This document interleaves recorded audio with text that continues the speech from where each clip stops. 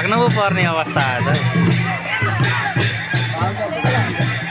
ल हाम्रो 2083 सालको वैशाखी पूर्णिमा साकेला मेलाको साकेला चण्डीनाथ धमाधम भइरहेको छ। यता चाहिँ हाम्रो चामलिङ राईहरूको नाच भइरहेको छ भने यता चाहिँ हाम्रो पर चाहिँ बान्तावाको भइरहेछ।